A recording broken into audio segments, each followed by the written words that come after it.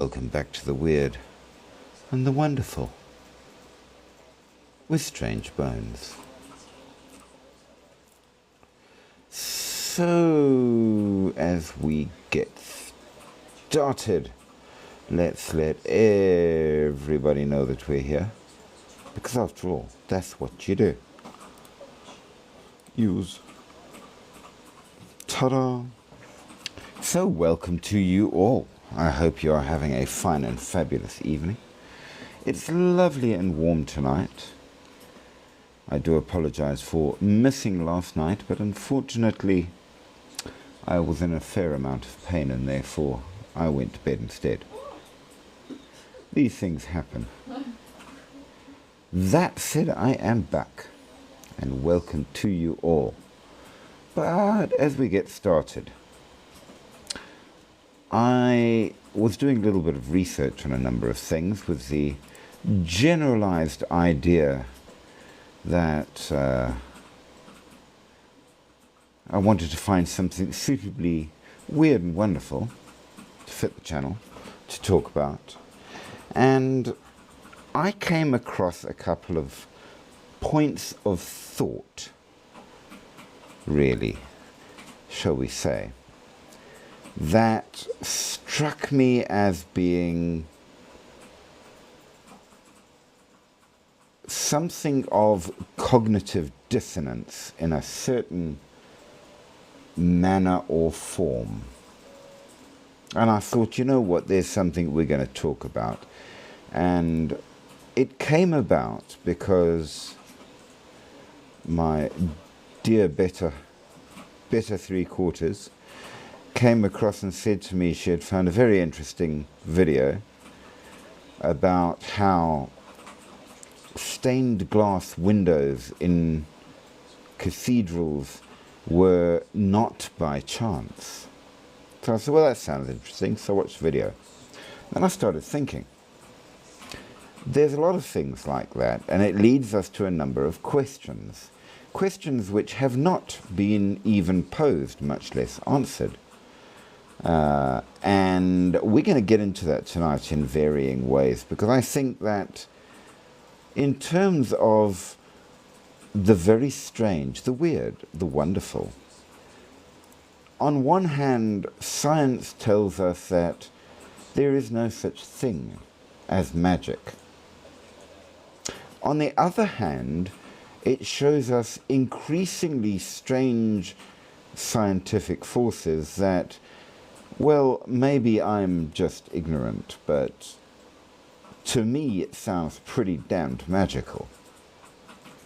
Almost as if all of the things that people called magic in the past, we've just slapped a new label on and run with it. And that seems to be where we're going to begin. So, as we get going, I'm going to remind you all, you are very, very welcome to be here. But we have one rule on the channel, and the one rule...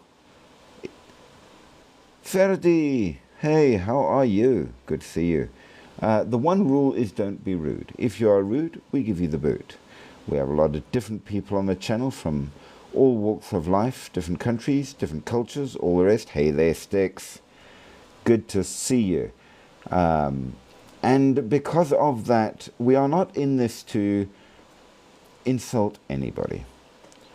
We have our opinions, and you're welcome to have your opinions. In fact, I want you to have your opinions, to encourage your opinions, but you can absolutely do that in a manner polite. And if you cannot, we will give the boot. So with that said, like, share, subscribe, do all of the amazing things that keep the channel going. Do be very, very welcome. Comment lots, because it has been brought to my attention that if you don't comment lots, apparently, the algorithm thinks that nothing's actually happening. So even if you comment silly things, go right ahead and do it, and why the heck not? Sticks, how you doing?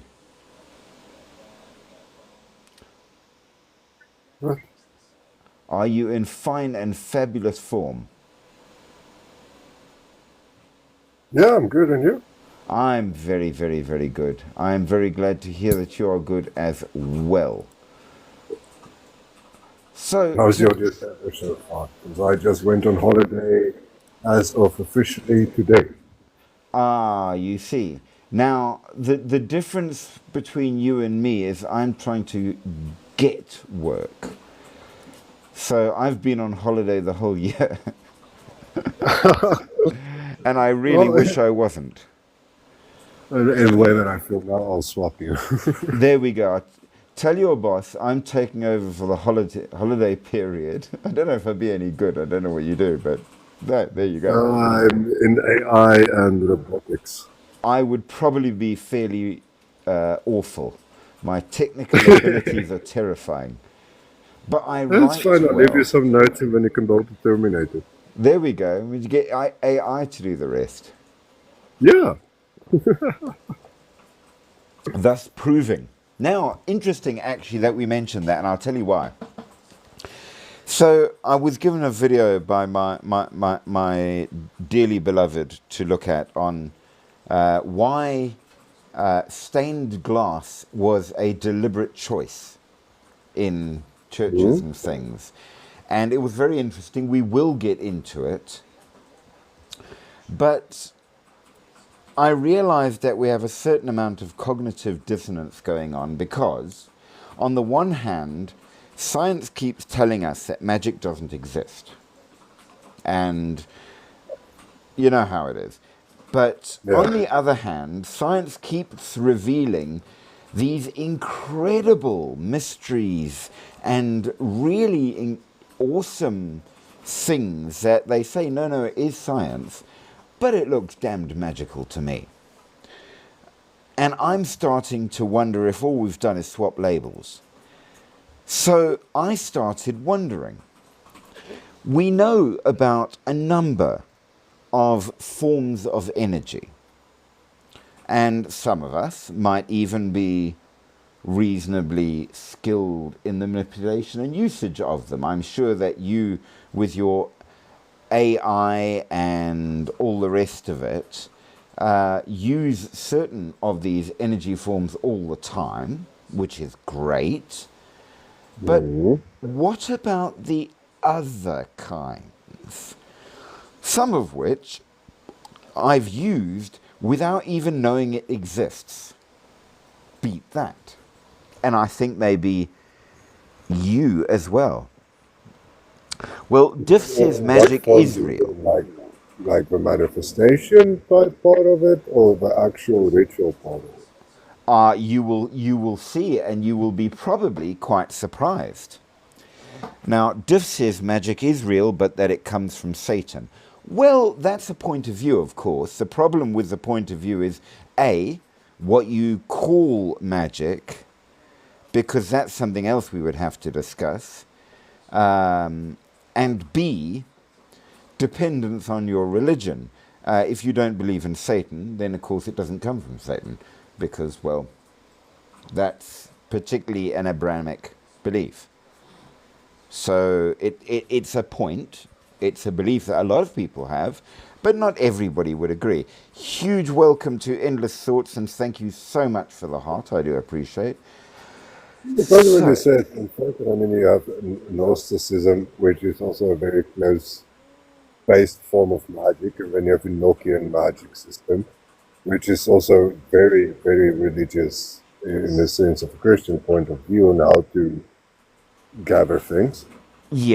yes, there is that as well. But even before we get there, we've got some pretty weird forms of magic which are absolutely scientific. So, we are going to greet Endless Thoughts. We are in good form. I hope you're in good form too. And the topic is strange energies. Yay. So, let's begin with what you know. I think all of you would agree that we not only all know what electricity is, we all use it on a fairly regular basis. I mean, hey, if you're sitting on your phone or at your computer, You are using it. Endless Thoughts is jumping ahead because she's clever. Dark energy. We haven't got there yet. Give us a moment, because that will be our first one to touch on. But we know what electricity is. We think we know. Has anybody really ever seen it? We use it all the time, but sometimes it acts in ways that are a little bit freaky. We're fine with electricity when it comes to turning the light switch on and off. Click, click, click. And there's my wand. Whoa, it's chopstick. But if any of you have seen ball lightning, that's electricity on drugs, right there. It's freaky. If you've ever seen how lightning strikes work, that's freaky. So we think we know electricity, but do we? Now, Endless Thoughts has brought up both magnetic and dark energy. Let's talk magnetic. We kind of know what it is. We kind of know where it comes from, until you take it out of the earth and stick it in a rock, which then works anyway, which we do understand, but at the same time, damn. And these are pretty boringly normal forms of energy. What about light energy? Light energy absolutely works. We use it. In fact, we use it even more these days, where we not only use it to see by, we now convert it into electrical energy through solar to do even more with it. Which means what we thought it was, it doesn't have to be when it doesn't feel like it. Wait, what? That seems a little bit counterproductive in a strange sort of way, doesn't it? Surely if something is something, it can't be something else until it is and it does.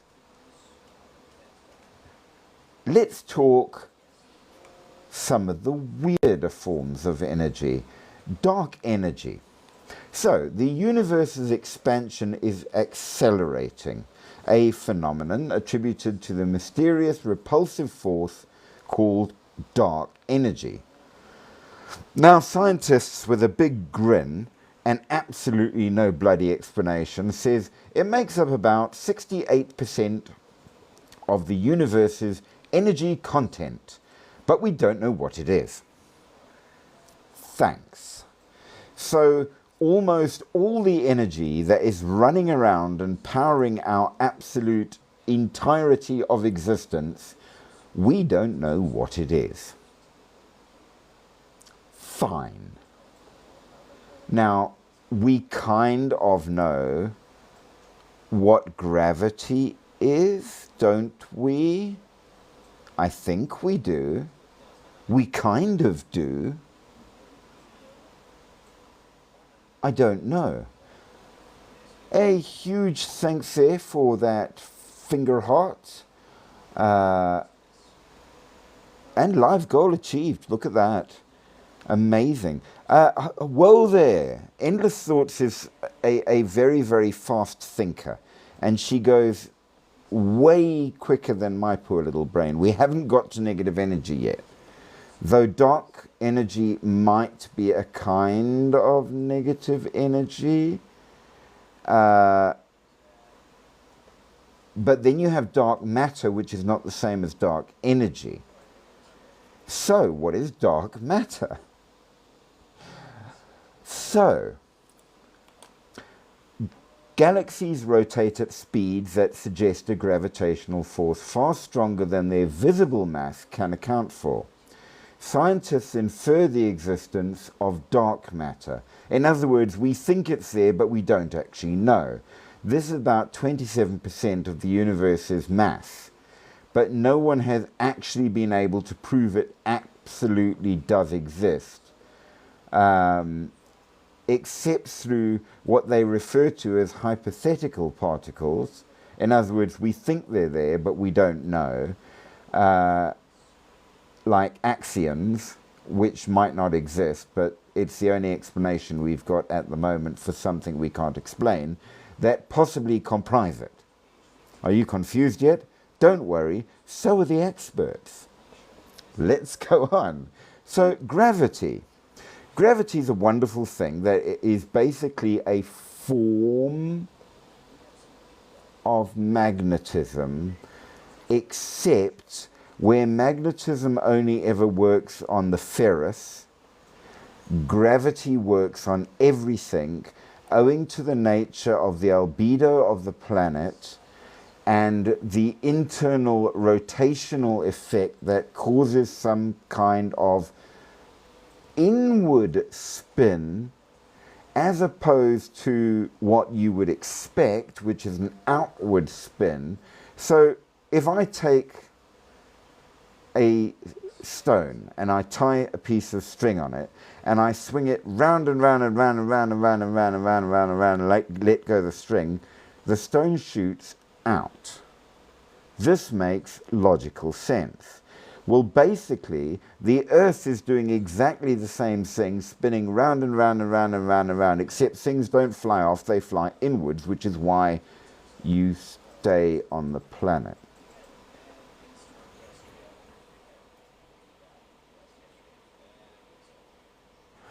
I'm sure there's some genius out there that can tell us about this, but it ain't me. It sounds pretty magical to me. 0 point energy and vacuum energy we're getting to very much last, end of thoughts, you naughty girl, because that gets even weirder.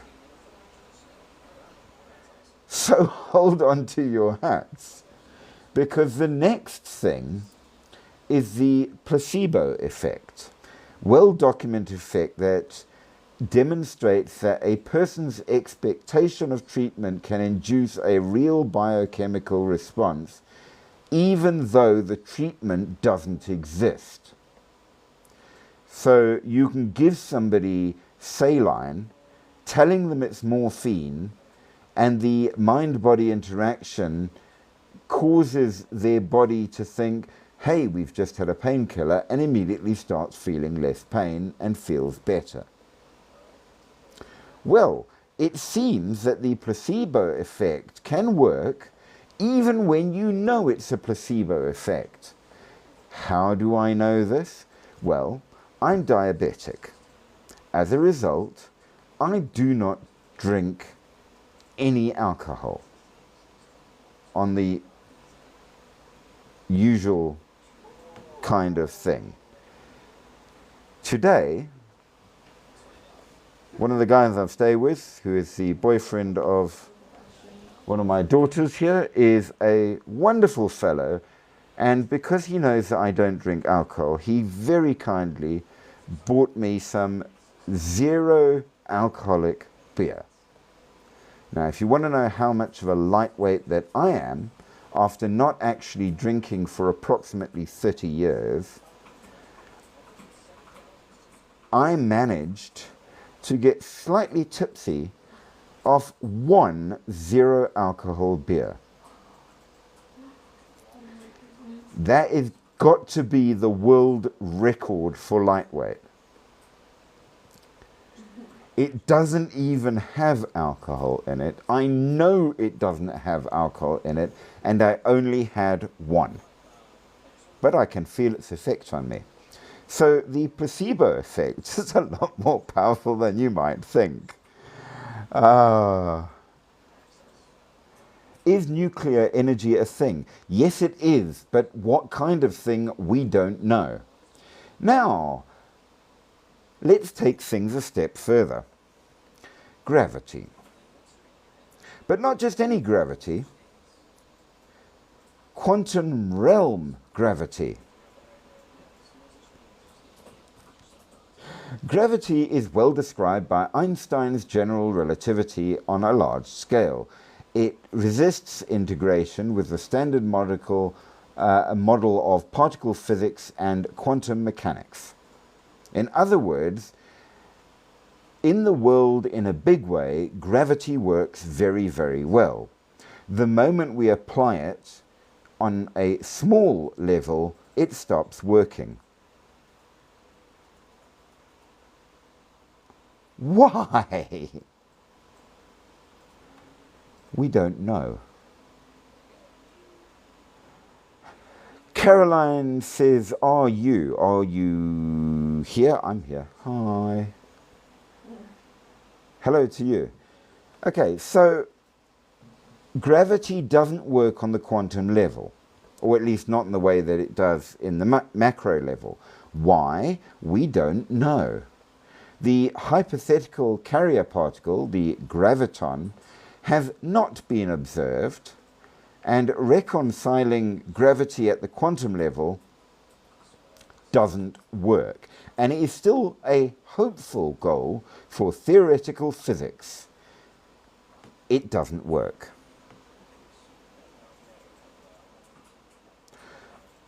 Why? Did I give an explanation why it doesn't work?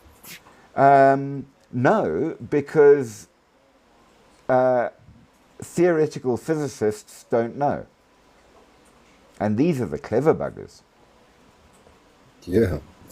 So we have a problem. Sometimes gravity works when it works. Oh, now you see, Endless Thoughts is beating me on everything. Elastic energy is another one we shall be coming to. Yes. However, so gravity works right up until it doesn't, and then it doesn't exist. Why this is so, we don't know. Nevertheless, let's go on. There are other kinds of energy that we will get to in future, such as orgone, which was a concept proposed in the 1930s as a kind of life force.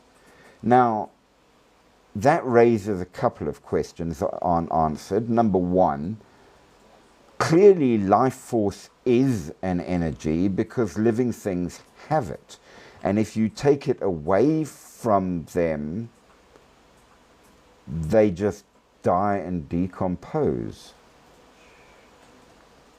But we can't actually measure it. We don't know what it is. We just know that without it, we're seriously screwed. Sound is weirder than you think, Endless Thoughts, and so is light, and we are going to get to both. And then, of course, you have psychic energy, which is equally weird, and science says, no, it doesn't exist, and you can't prove it, and you can't test it, and yet, quite a lot of people have shown the effects of it. Which psychic energy still exists, like 100% exists. Also, if you think about it, if you think about it, if you didn't have psychic energy, you couldn't think. Yeah. Right? Thank you and for clearly making that you do. So it seems that there are a number of things that really and truly science doesn't want to talk about because they just don't frickin' know. Then, of course, you get perpetual motion energy or free energy. The idea of devices that can create energy and it just continues. Now, everybody in science says no, it doesn't really exist. Not really.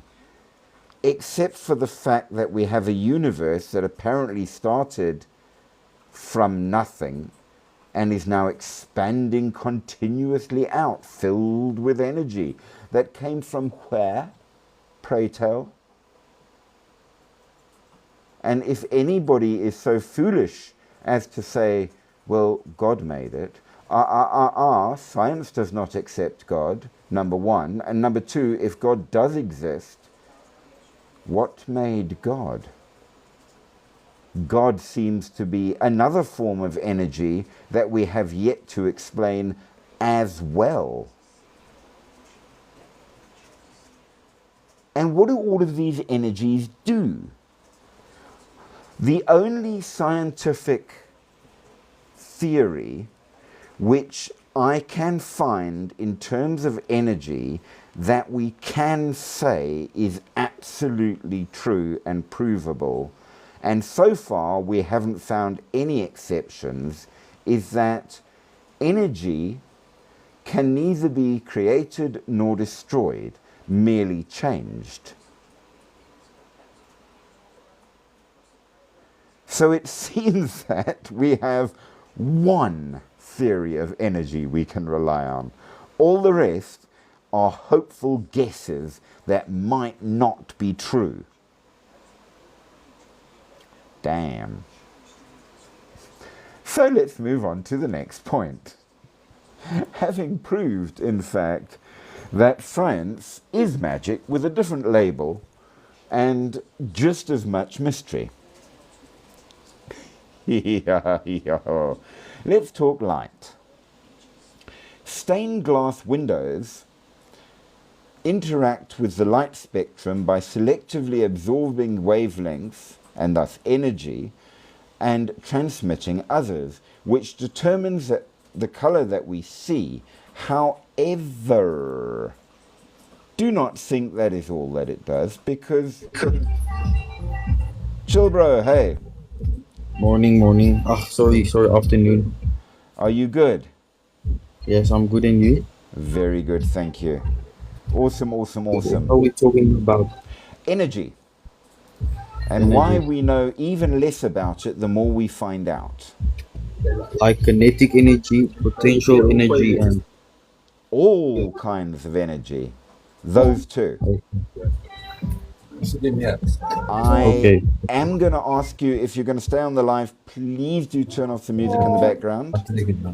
As I'm mute. Because it will obviously be, yeah, thanks, because it has to do with rights to play and stuff like that, and TikTok gets very upset. No offense to you, of course. Heat is, we haven't even got to heat. That's another one we don't understand. Hold on to that. So, now, we know that we can use colored glass to stop certain wavelengths, allow certain wavelengths, and. Here is the problem with that. Number one, apparently, according to what we understand, before we became properly scientific, before we were properly clever people in the past were a lot more dumb. And they didn't understand all the wonderful things that we do. Yet they put specific kinds of colored glass in the windows of buildings and used what was called sacred geometry to achieve things that we now find were correctly achieved, even though they didn't know.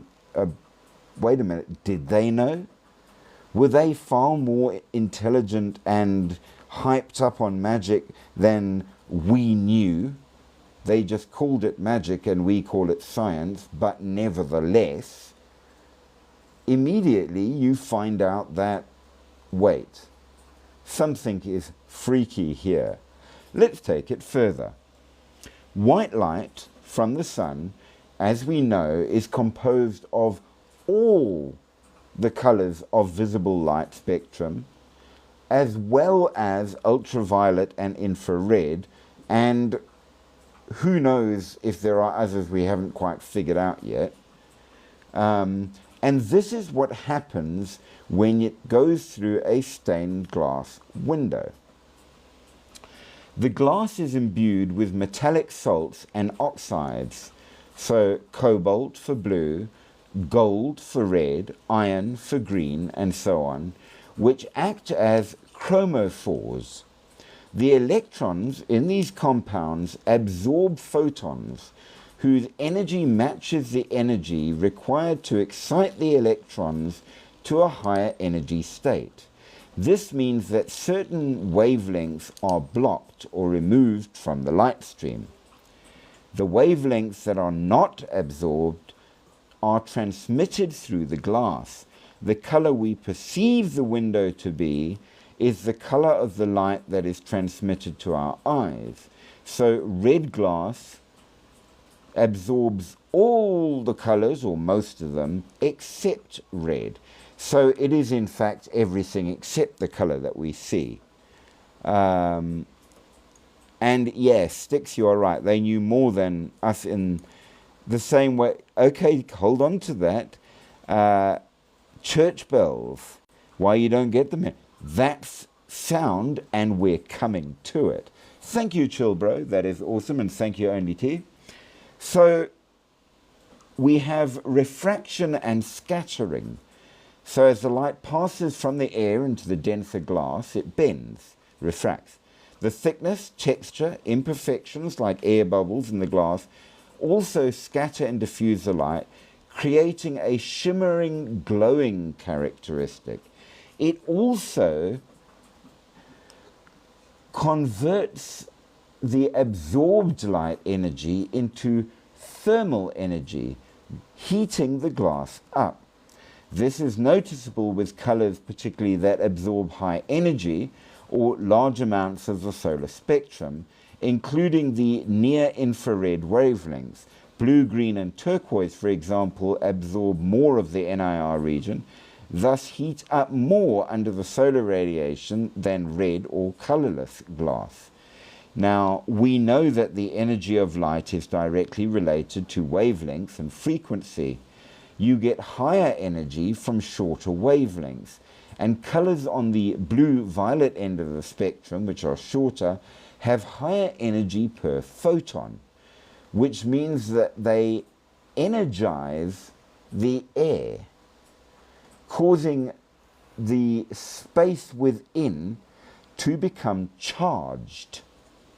The longer wavelengths, or lower energy, on the red-orange end of the spectrum have lower energy, but the stained glass effectively acts as a filter, transforming the total energy and spectral composition of light that enter the space, creating something that affects those who are inside.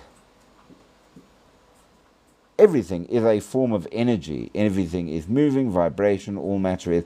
Absolutely. But at the same time, it is doing something.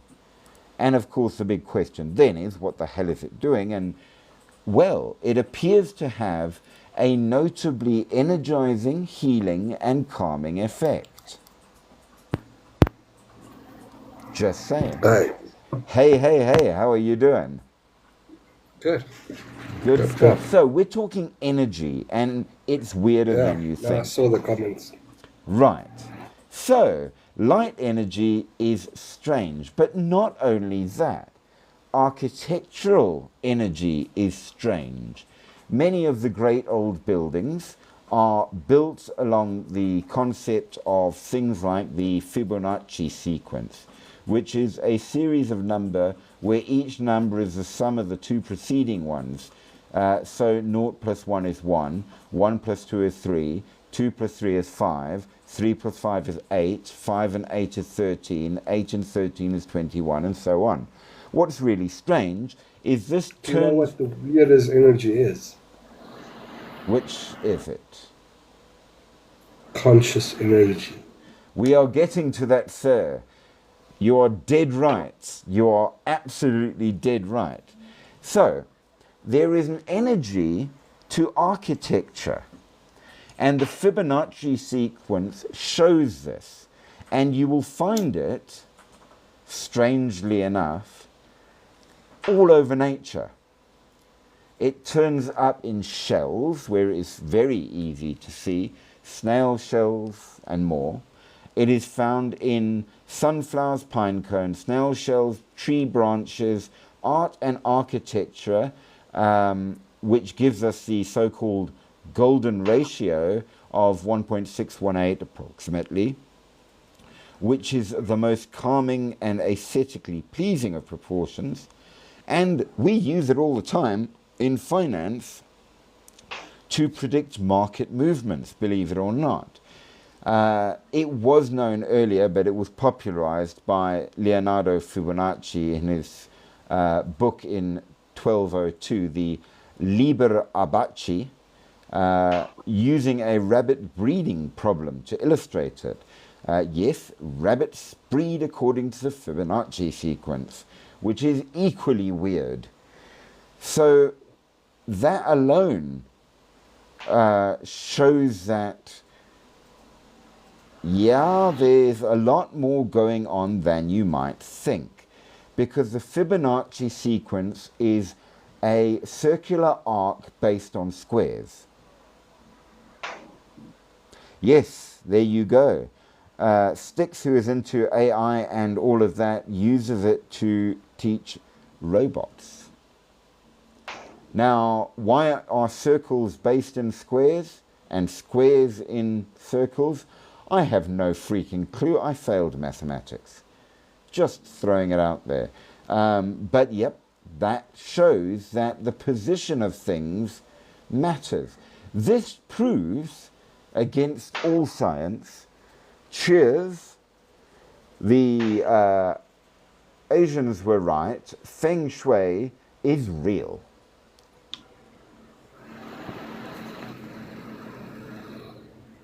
And we used it in a lot of Gothic cathedrals too. Beat that. So, yeah, not too sure how that goes. We find it in what they call sacral architecture. And if you go and look at the details on all kinds of religious buildings, Hindu, Christian, the works, they all use it. You find it on stupas, those strange piled up type buildings found in wild places through Tibet. You find it in mosques, churches, temples, all kinds of things. They use it, it works, but why? It has... can I explain Feng Shui? Feng Shui. Essentially... Good and evil. No. No. Okay. The bottom line of Feng Shui is exactly what science says the Fibonacci sequence says. Shit. Essentially that the placement of things and the shape of things causes changes in the flow of energy through it. And if you put things in the bad way, it will bring bad energy in, or discordancy. And if you put them in the good way, it causes free flow of energy and thus much better health, creativity, free flowing of thought. And of course, science has shown that our thoughts are based in flow of energy through our bodies. And essentially, science, which has told us all of this crap like Feng Shui and stuff is rubbish, has proved it's actually right. Damn it! Yes, yin-yang is part of Feng Shui, the concept of both balance, the yin and the yang, and the fact that the yin is within the yang and the yang is within the yin, which essentially is also proved by science. So, kind of all the things that magic said existed, science has now proved does. We've got a different label. Throwing it out there. But let's move along a little bit further. So, sacred, religious and holy structures over the centuries were the largest buildings in the world prior to the modern skyscraper. And what made them build a bull was the incredible architectural design using domes and arches, which made things strong even though they were thin. So before this kind of thing came in, buildings that were big had to be very blocky and rather square and ugly, Whereas with domes and flying buttresses and things like that, you can achieve great height with thin walls, making a building more open, more airy, and have much better flow through of energy. Excuse me. And therefore something is wonderful. And as architect Norman L. Kuntz said, the goal of sacred architecture is to make transparent the boundary between matter and mind, flesh and spirit, which pretty much shows that they understood that the physical was bound by the energetic, and that energy is the base of everything, which science now proves. Yep. So once again, Richard Kiekefer suggests that entering into a religious building is a metaphor of entering into a spiritual relationship, and the sacred space can be analyzed by three factors affecting the spiritual process. Longitudinal space emphasizes the procession and return of sacramental act. The auditorium space is suggestive of proclamation and response, and the new forms of communal space designed for gathering and return depend a great degree on the minimized scale to enhance intimacy and participation in worship. The sacred space is a place where the transcendent becomes immanent, and therefore you can access God, which kind of is, we reach the energetic through the physical, and through that physical, the energetic becomes real.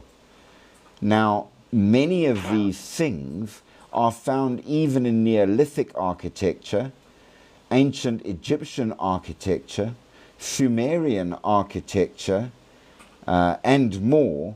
And for example, the Temple of Karnak at Thebes was constructed across a period of 1300 years, and the temples, which are numerous, comprise of what may be the largest religious structure ever built, all of which seem to fall within this idea, which goes to show that these ancient buggers were not as primitive as you might think.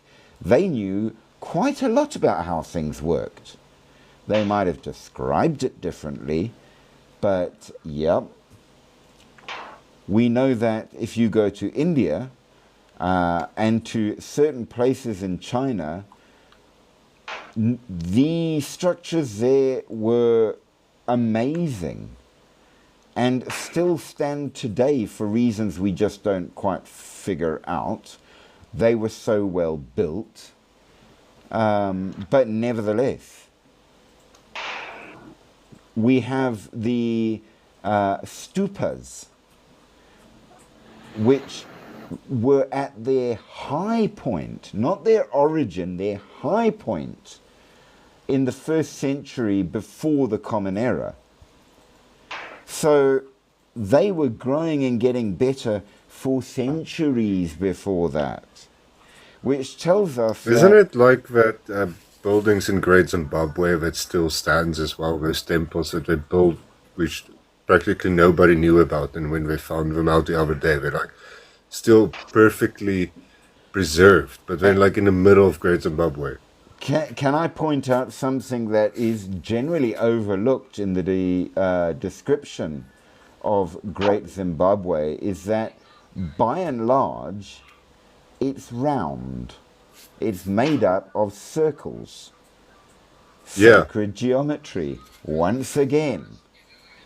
Whoever, whatever, or however it was built, you can argue all the way, but what we do know is it used the same sacred geometry. So clearly ancient people understood a lot more about the flow of energy than you might think.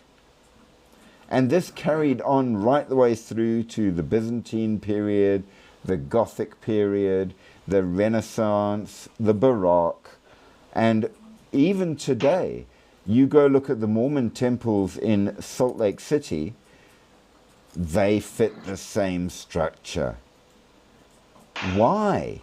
What is being done, and should we know more?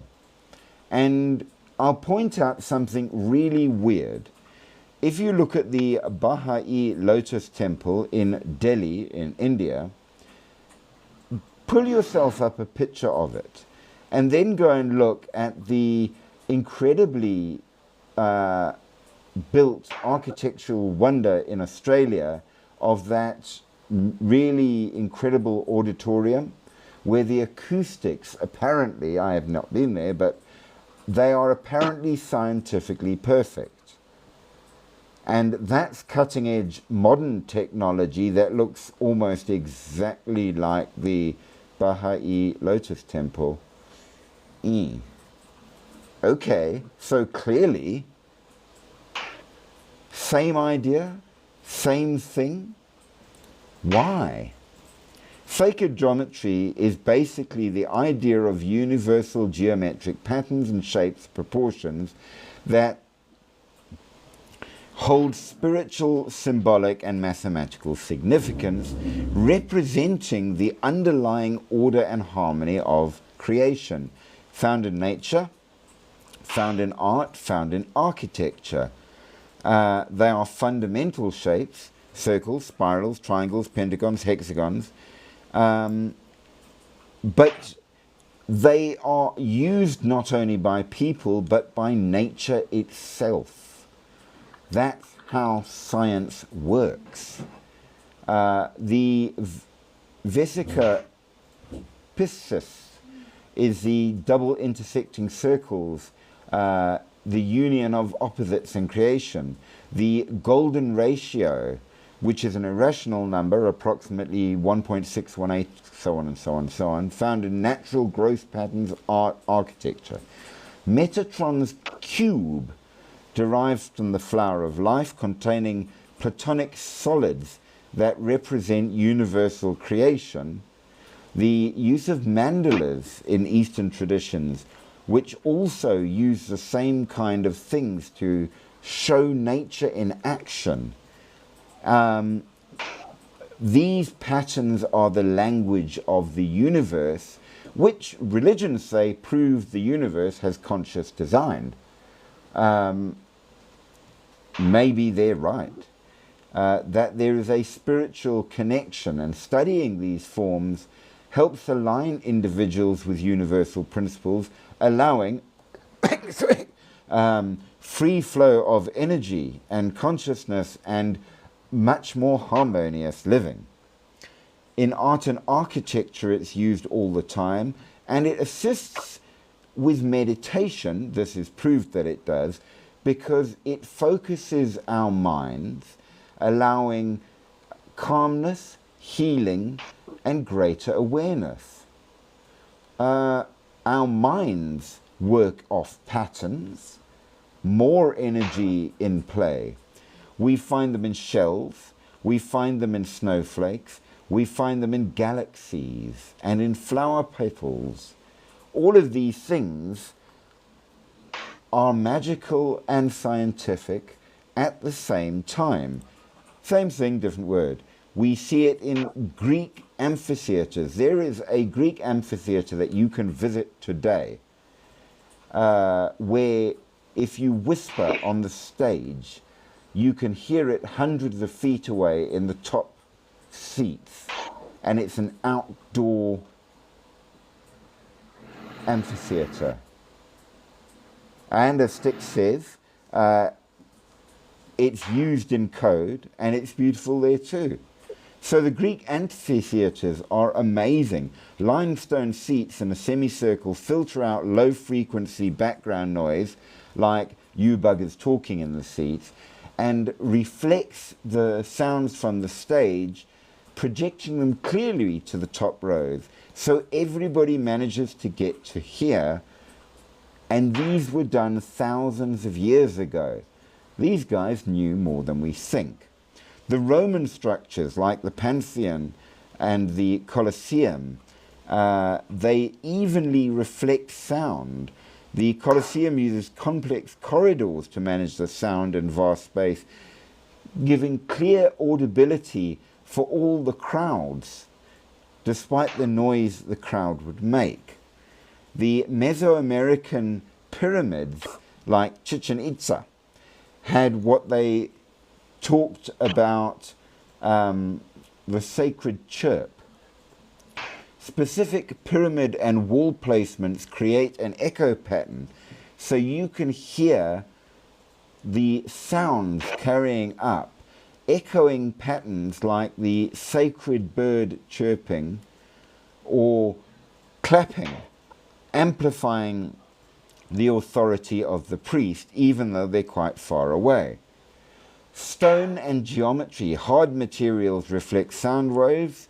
Curved walls and angled surfaces like the epidaurus direct and amplify them, creating natural echo chambers and focusing sounds.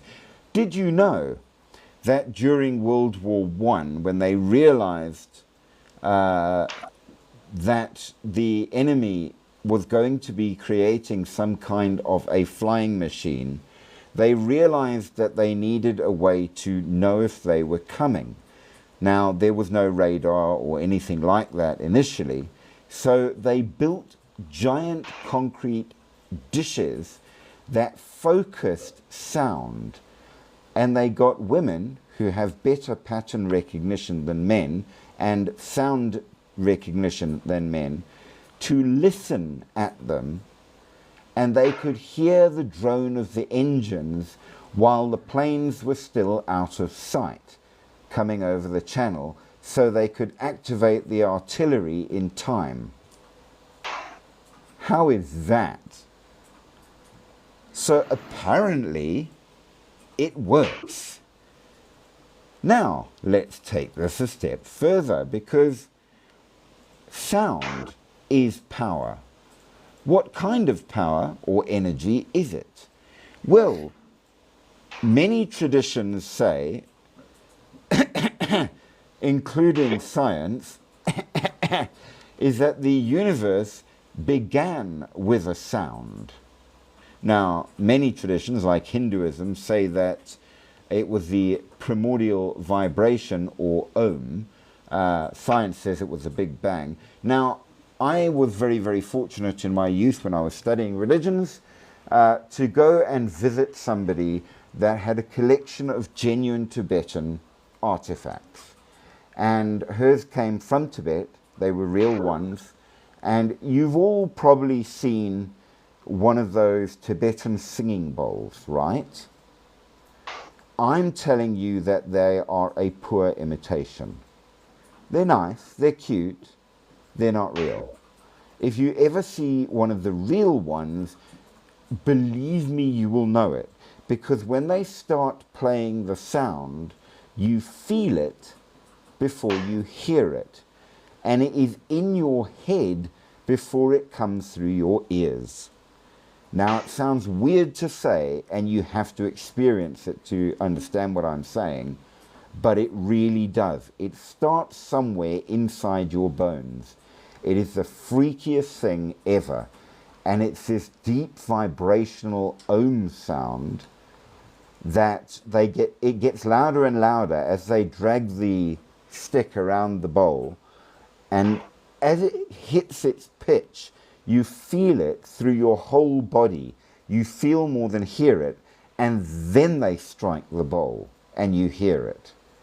And it is the weirdest thing where your feelings clash against your hearing, almost like two waves coming together. And it's just, I don't know, it makes you believe that there's more to sound than just hearing. It's very weird. And if you ever get a chance to hear a real one, you've got to do it. They are made from a very secret mix of metals. that they don't share. Gold, silver, platinum, copper, the tin, the whole lot. And they are the strangest things I've ever seen. But immensely beautiful. But really freaky. So clearly there's something to the idea of a causal vibration. Huge thanks to Endless Thoughts for those very kind gifties. All the rest of you guys, hey, there's 18 of you in the live. A little more likes and a little more gifties here. Can't rely on Endless Thoughts every time. She is a wonderful person. But show a little tapping of the screen there, guys, because it's absolutely possible to do. And hearts are free. Now, mantras and chanting. Now, we know that all religions use this. And before you say, oh, we don't in the West, the Ave Maria, the Salve Nos, Redemptoris Mater, Canto Gregoriano, psalms sung, hymns sung, yes we do. So, and we know that in mantras in Hinduism and Buddhism focus the mind, awaken dormant energies. And again I ask, what energies? And attain a kind of free flow of energy which leads to spiritual liberation or enlightenment. Mantras are thought to transform sound waves into energy, especially electrical, stimulating meridian points in the brain. Well, our brain works off energy, electrical energy. So is electrical energy for lighting or for powering machines? Are we machines? Hold on, wait, what? We have a number of things going on that we don't understand. Let's take it. Yes. Okay, well, aren't we created through energy? I mean, everything that you eat, it breaks down. Into what do we call it? Energy. Go on. Yeah. So your whole body grew through energy. Right? Yeah. And we still don't know what life energy is. We are ghosts in machines. Biological energy, chemical energy. We don't know what half of that is either. So let's go even further. Nada Yoga and Sufism. Nada Yoga is the spiritual technique of focusing consciousness on internal sounds as they emerge from silence. Sufis use the concept of samad, or abstract sound, which is believed to be the kind of white noise that fills all space, and reveal the mystery of the universe if you can hear it internally. And that is the sound of chippies. And we approve. Oh, sorry, I thought I am on mute. I am so sorry. Not at all. We approve of but you see, sounds elicit response automatically. Yeah. We know from Pavlovian experimentation that you can cause a biological reaction from sounds. You ring a bell, the dog starts salivating. We know this. What else can be done with sound? Now, you might say it's a trained thing, so what? It works. We've just mentioned the Tibetan singing bowls. What about the didgeridoo? Used for centuries in meditation, prayer, healing, ceremony, trance states, and to convey messages through and from the spiritual realm. Yes, we know science is real, magic is not. Well, science used things like sound therapies, specific frequencies from gongs, chimes, and binaural beats to entrain brainwave patterns, shifting the brain from an active beta state to a relaxed alpha state and theta state, associated with deep relaxation and meditation.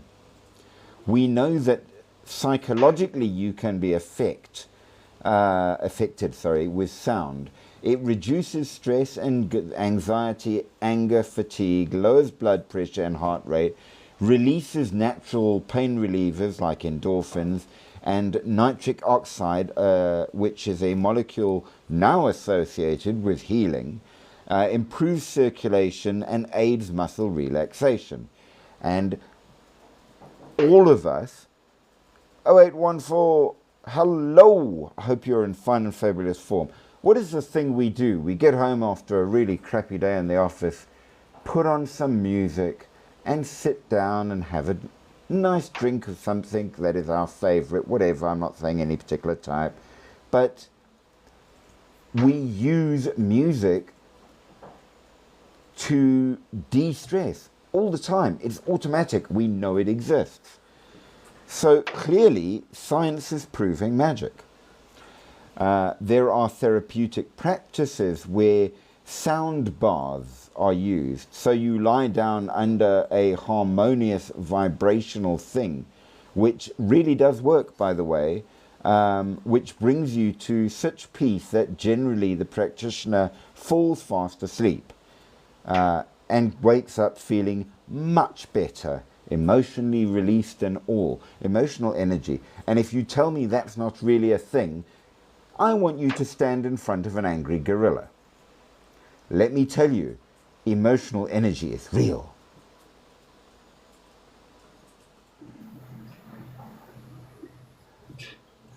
So, medical technology uses the practical application of sound waves to extend its technology using high-intensity focused ultrasound to non-invasively treat conditions like prostate cancer by targeting and killing cancer cells with high-frequency sound waves.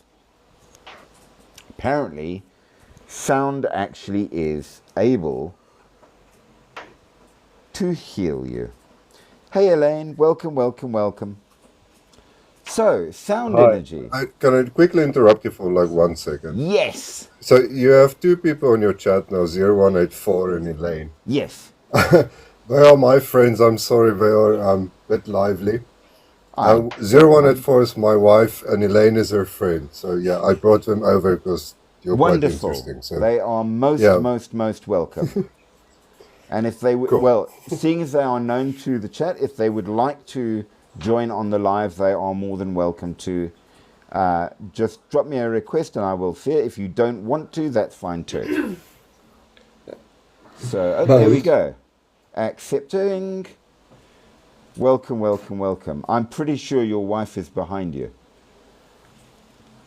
Yep. Yep. Bones, have you ever heard of orgone? Yes, we are going to speak on orgone as well, because that's another important one. I have, and it was quite a serious one. We are also, Endless Thoughts, I know you are lurking there waiting for me to comment on it, going to talk about the Celestine prophecy. Mm-hmm. So Styx and 10184 is his wife. His wife's friend, I think. Isn't Elaine your wife? Styx? No, 0184 is my wife and Elaine is her friend. Okay. Okay, can I ask one question?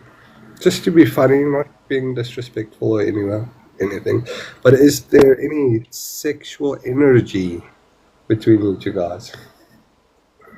Well, that's a good point, actually. Wait, Tantra. what do you mean? Between me and my wife? Yeah, obviously. No, Yeah, but no. it's a real thing.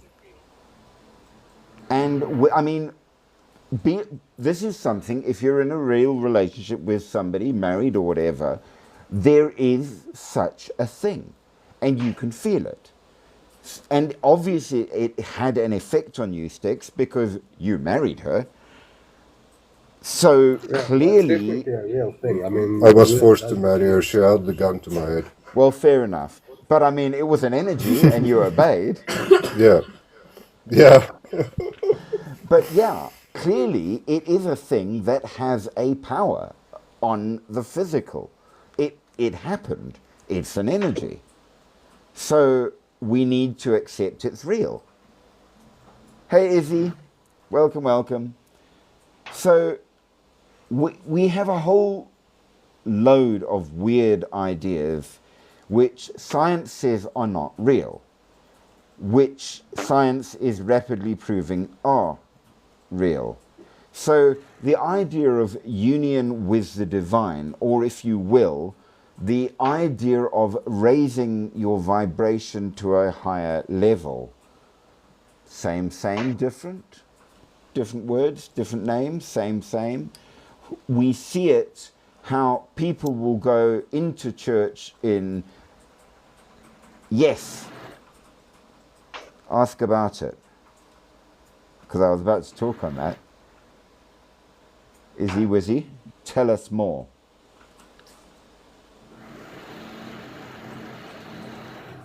Okay, they're obviously typing their question up.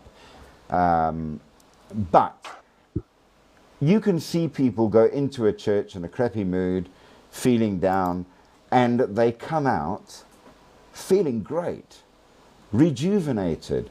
Something happened, right? You can attribute it to a lot of different things, and maybe it's even more than one, but something happened. Spiritual discipline, asceticism, yoga, certain rituals of contemplation, prayer, and more, absolutely do seem to give people further energetic abilities, at the very least, if not powers, dependent on your belief. And I take you back to, what is magic?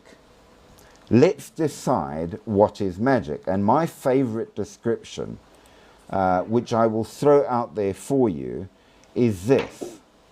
Magic is the crossing of articulate powers with inarticulate powers. Now, what does that even mean? Well, it means this. Articulate powers are those Hey guys. Hey.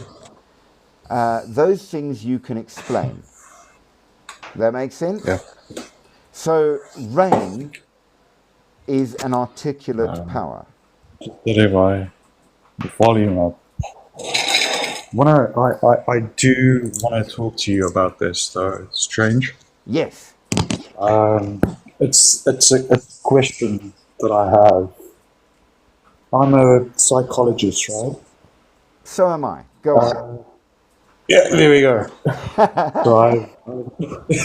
So me and you are gonna agree on a lot of things. Or not, dependent.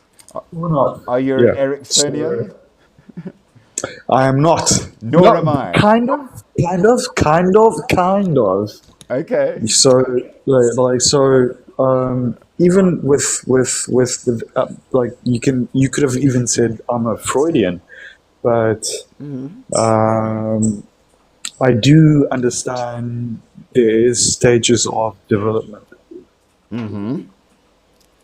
So my question for you is, why do I have like a shadow? Like I can hear myself, when I'm talking to you, and Yeah, sometimes psychologically you have a shadow because of the ego and the id operating. Oh no, I know where you're going with this.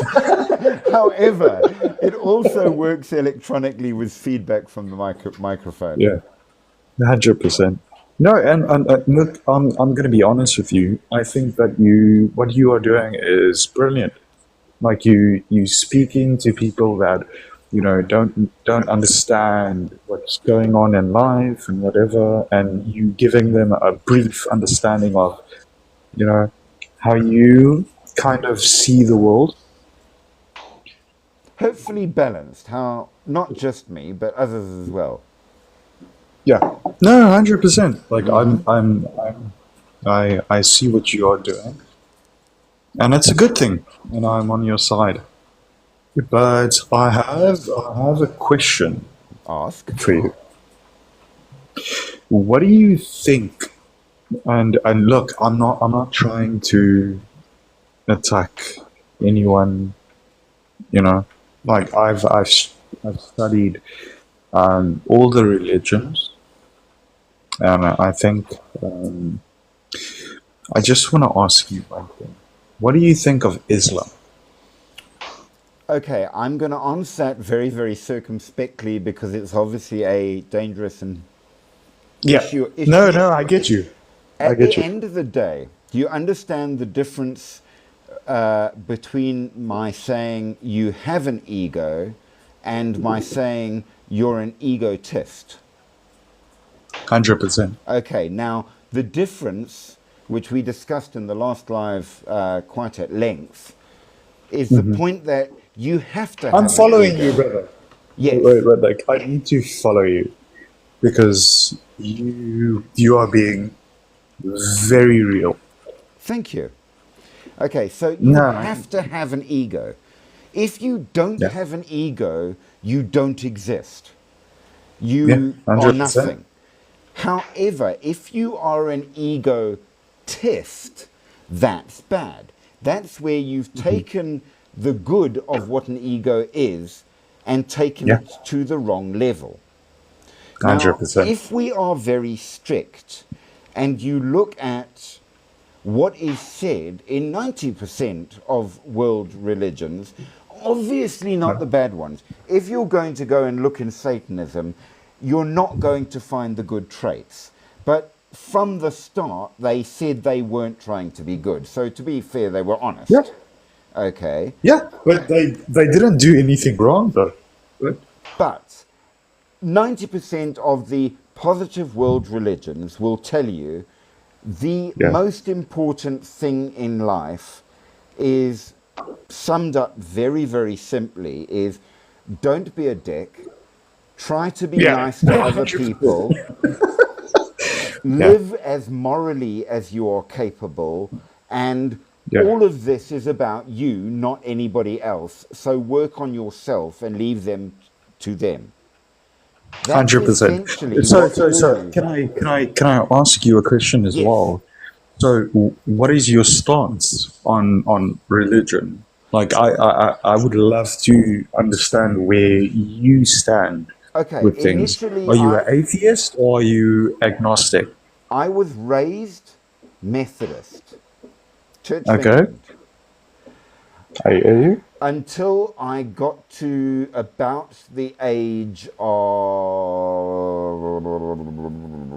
8, whereupon my family converted to Catholicism.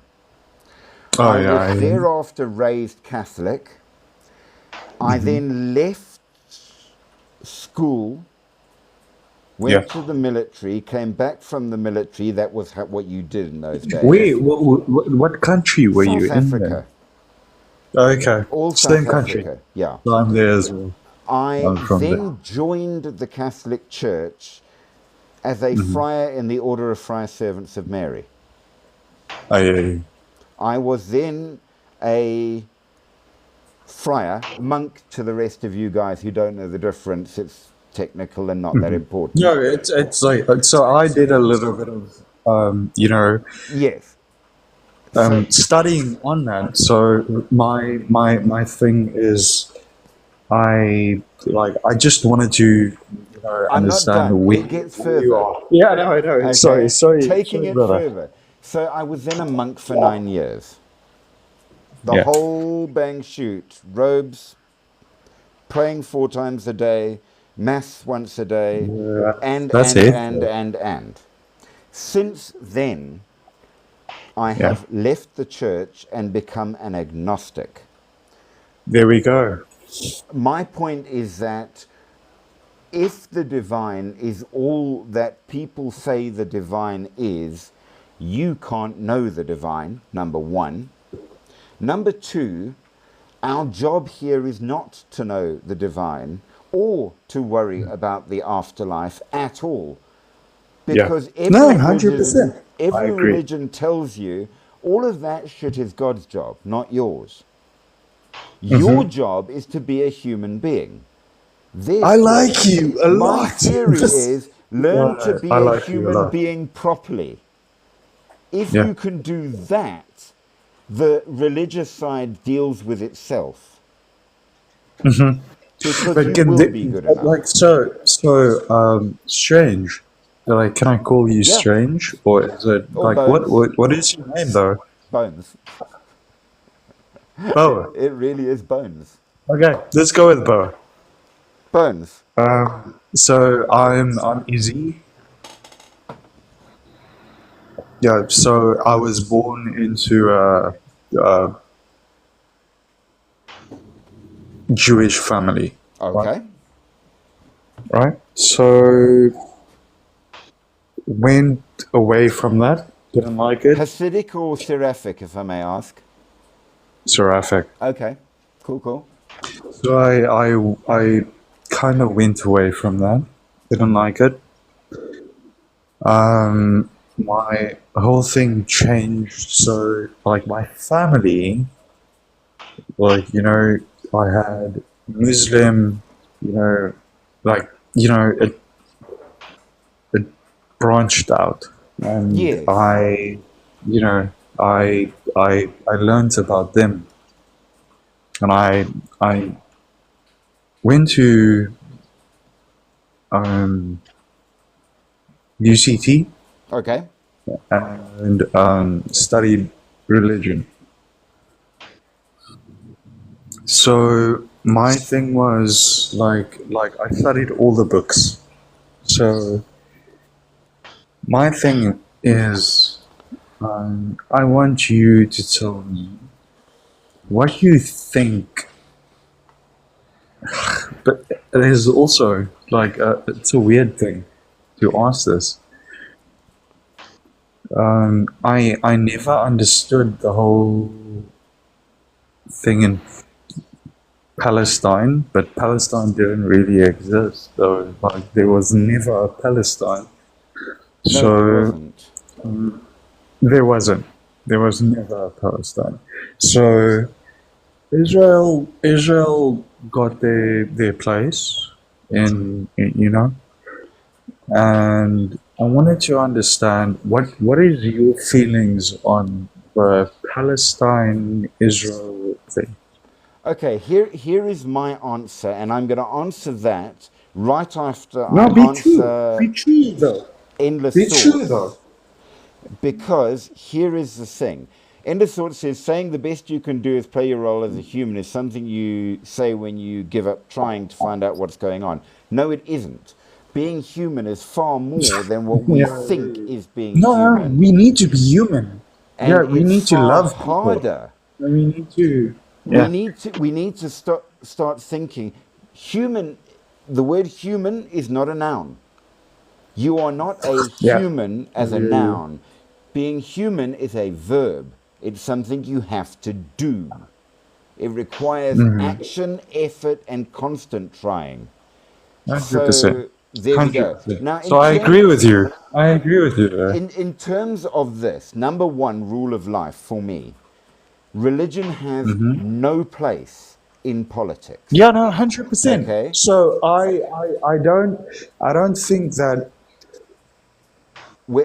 Well, religion should be like used anywhere, in politics. because if in politics at all, because I mean like people can have their free of life to practice their religion, but it should never be held in politics Well, you see, at all. Here's the thing.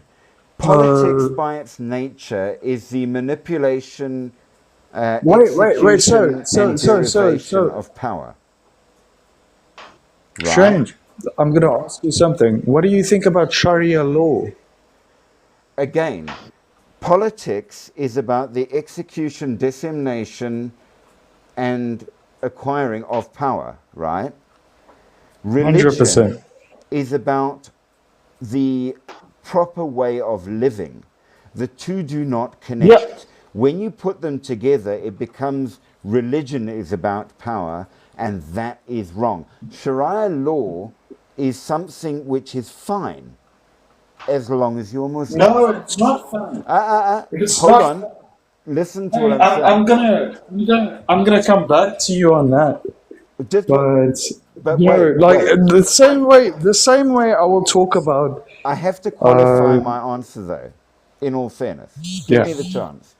So, yeah. Sharia law is fine as long as you are Muslim. But, number Yes. one, you are 100%. voluntarily Muslim. So if I But don't want did to you be, read I, their wait, I'm getting to their that. I'm getting did to you that. read their book? Yes, I did. I Okay. have. Secondly, 100%. it may only apply to Muslims. It may not apply to anybody else. But it doesn't as well. It brings everyone else into it. Correct. Which makes it no longer a religious law, but a political law. And therefore, Yes. it has no place. Thank you.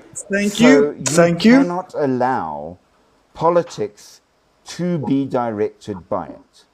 It is 100%. It's So same as so you must. so as a- strange. Yes. Strange. So this is the way I feel about no, not just Sharia law. I feel the same way about any religion that tries to impose themselves on the the public. You see, that again, it cannot be allowed because of the nature of change. And as we discussed in Shouldn't. our last live, the whole point of change is it's your job to change you, and you must. But it is not my job to dictate that change. Yeah, but that's the harshest though. It is.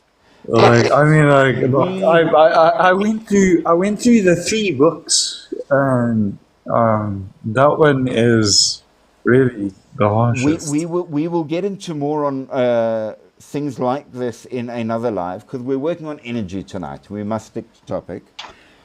We No, also I don't have want to put you into no, it's cool. a weird situation. We do also have a question and a story from 0184, which we will get to now. And Endless Thought says, I always had sleepless nights trying to figure out what's going on, but then I gave up thinking about it because sleepless nights isn't good. Well, Yeah, no. Again- Strange. I'm gonna have. We can do that on a different live. If you do talk about I will the one invite thing that I. No, 100%, brother. Like the one thing that I want to talk about as well as dreams. that is a future Uh, topic. I haven't decided how or when because it's a lot harder than you think.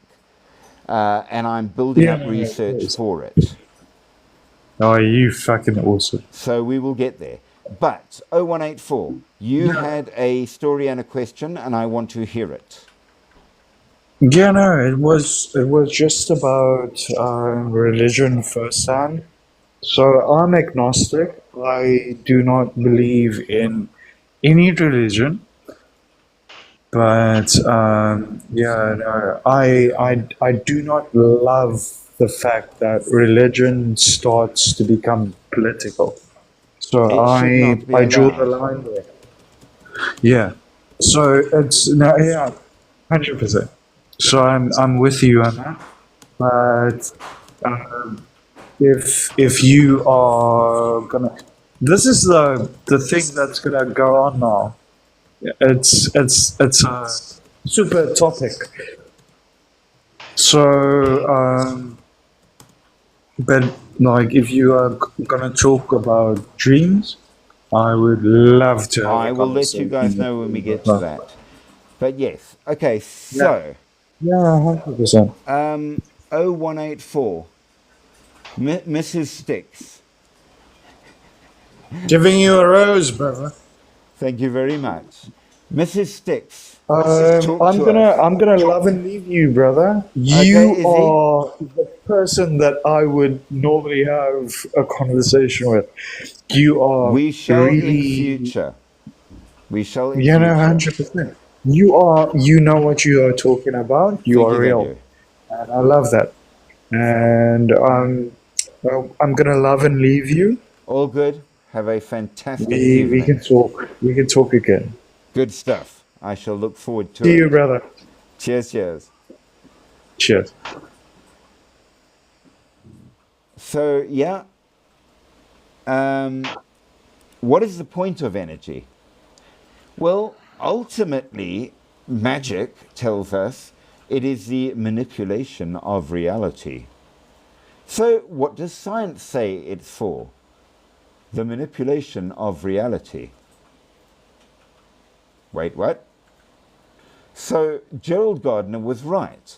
It is the crossing of inarticulate forces with articulate forces, which essentially means you take something articulate, which means a force that I can explain, like rain, and I cause it to happen in a manner or place that is not explainable. So I make a cloud rain only over Spooky's head. We know what rain is, but how did it happen like that? We don't know. Now, we know that lots of things happen that way. So everything is magic and science? I disagree. We are the center of everything, and the center is the most important part in the thoughts. We're not just that tiny speck. We are all exactly that central focus, which is the most important bit. So instead of being nothing, we are everything. Because after all, the universe exists within my head and yours. Because we are energy, and thoughts are energy, and therefore we are everything. And science says so. But let's go further with this. So the point of magic is manipulation of reality. The point of energy is manipulation of reality. The point of science is the manipulation of reality. We're all agreed. Now, what mystic powers are there? Supernatural travel, teleportation. Well, electrons, science tells us, does this all the time, and it might be possible to do this at the very least through astral projection, and maybe, if you believe things like the Mahabharata, and quite a lot of people around the world do, if you achieve the right frequency of energy, you can move the whole of you, which theoretically is kind of the point of quantum science. Okay.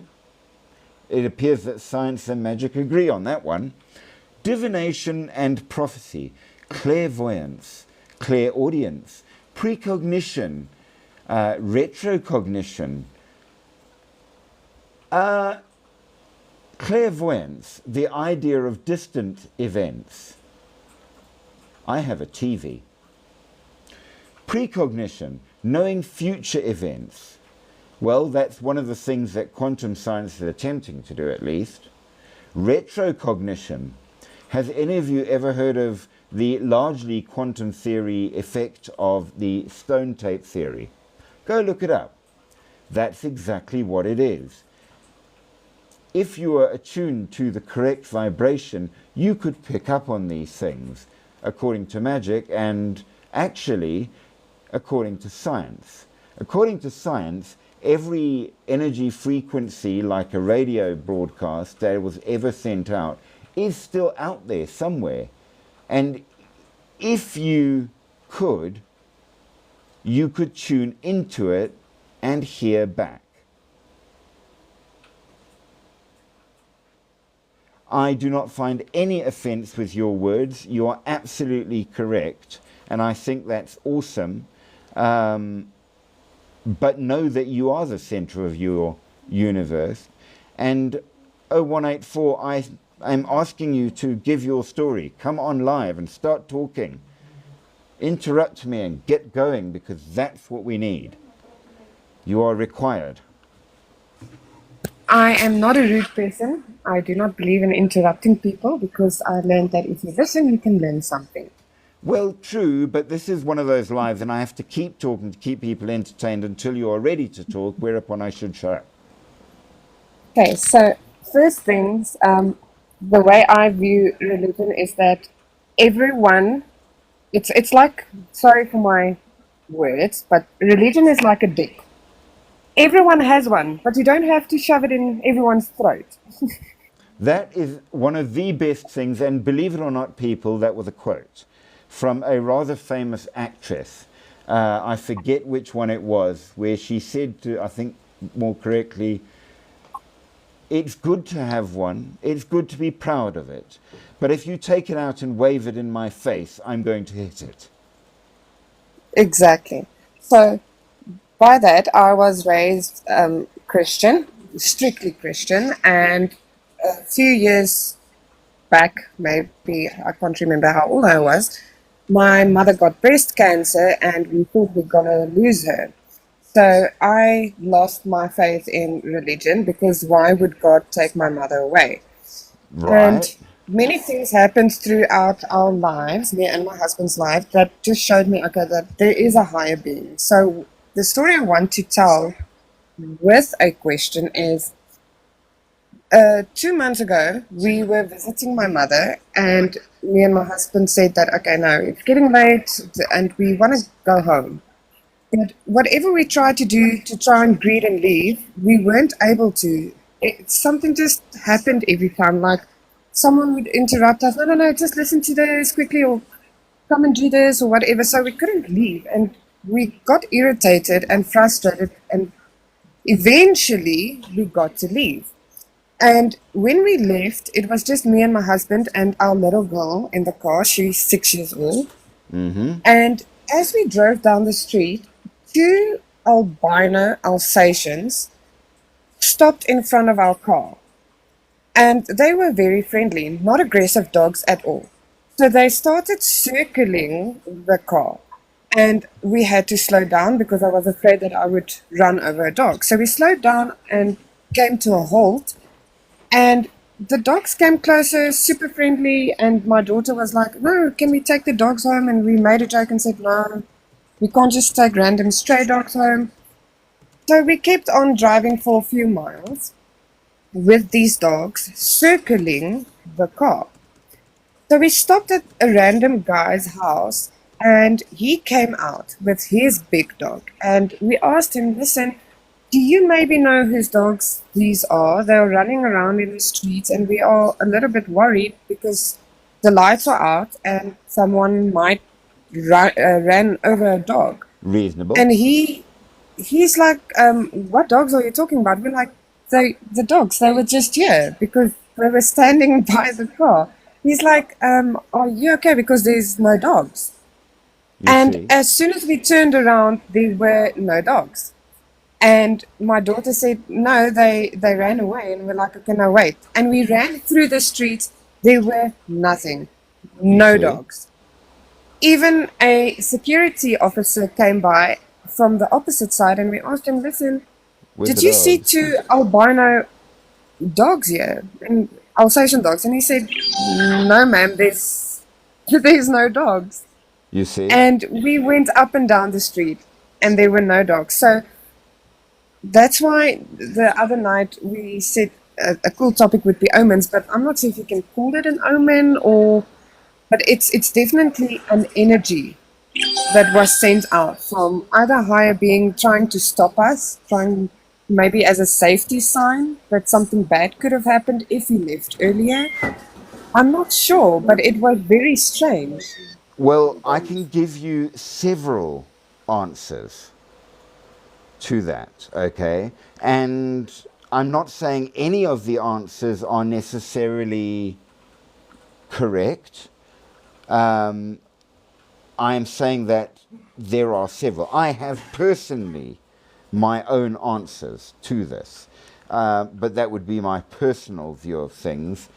But in general, most Abrahamic faiths will tell you that those were angels.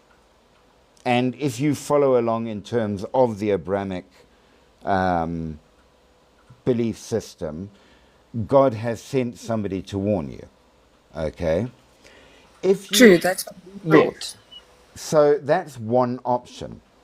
Option two, if you believe in spirits and things, the ancestors, stuff like that, you would say that possibly your ancestors or the spirits of your family came to warn you away from something that would have happened had you left when you wanted to, which is a second option.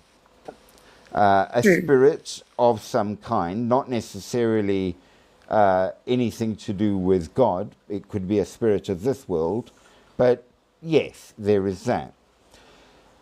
Option three, which comes up a huge amount in the famous Celestine prophecy, which relates incredibly strongly with quantum physics, as a matter of fact, is the idea of synchronicity. The idea that things happen in order to cause other things to happen. And it was like a series of amazing coincidences that the dogs that normally would have been 10 streets away wandered further than they should and got in front of your car where they wouldn't otherwise be known, purely so that you would miss the guy who was speeding a bit fast on the freeway and would have hit you and therefore killed the family. It was synchronicity, the universe. Okay, so there are several That views. is so true. Okay, now, dependent on what belief you want, you can find a lot of answers that will give you a different version. Let's just say that. However, ultimately, what you're saying is in line with the Anglo-Saxon view of the weird, okay, which is that the future is a thing like the branches of a tree. Most of it is rushing down the main trunk. And if you do nothing, that's where it will go, because that's the path of least resistance, the thickest and most obvious. However, by careful manipulation of events, you can cause your future to veer off down one of the smaller branches into a different possibility. And sometimes, basically, that's how quantum probability works, whereby it was necessary that you not die horribly in a car accident, which is what would have happened if you had left as you were supposed to, when you were supposed to, how you were supposed to. Instead, things got diverted so that you ended up going later, so that you're all fine. And you will never know what might have happened because it didn't. Because the energy was diverted in whatever manner, form, or by whom, or whatever you like to call it.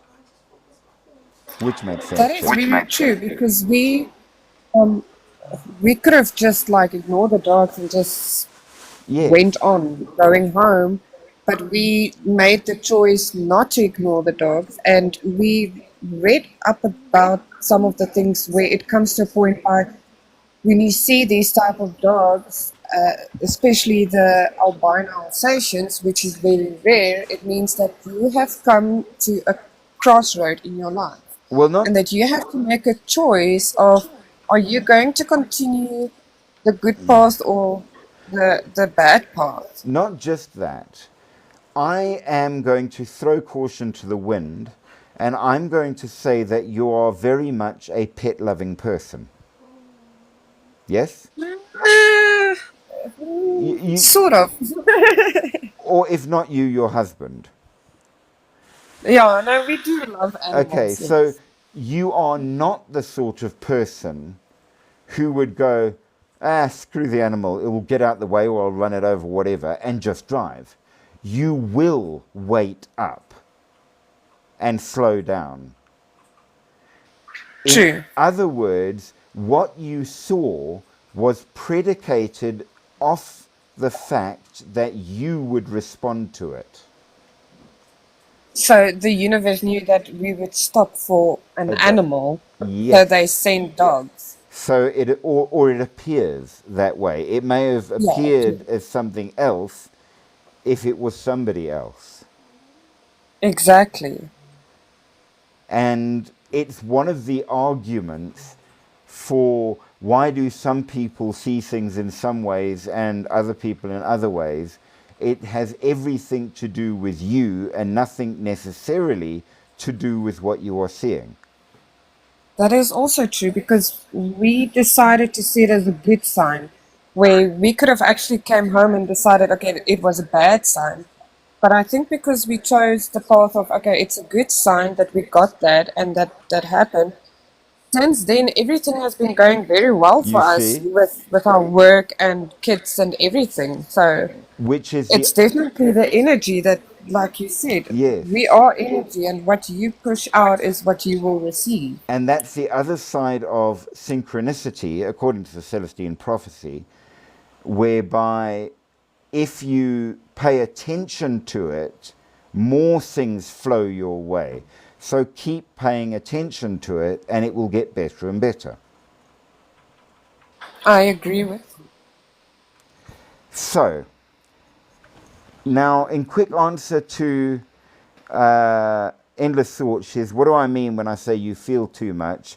Because she thinks it's her biggest problem and something of a curse. Well, yes and no, it's both and. It depends on what you do with it and how you use it. The point is that you do care. And it shows in all of the things that you do. And it shows in the posts you make. And yes, that's exactly why churches don't like you, because they want you to do as you're told, not as you feel is right. Whenever people start doing something because they feel it's right, it's generally not always in line with what the church says you ought to do, which is what you're told. And in 1,000 years, they will make you a saint. But for now, they'll burn you at the stake. That's religion. But never stop being yourself, because caring matters. And it's one of the reasons why you are more than just an insignificant speck, because you care. And that's a very, very important thing. Yes. It's the energy of an empath, There you go. And where what, you feel too much, and because you feel too much, you start overthinking every single thing. but not only that, remember my view of the world is based in the fact that you are not meant to be holy or godlike. You are meant to be human, properly human, and that means caring for each other. You are more True. human than other people if you care. And being human means that you are allowed to feel, you are allowed Yes. to overthink, and you are allowed to show your emotions. But people Yes. do not approve of that. Not all people. True. Yeah.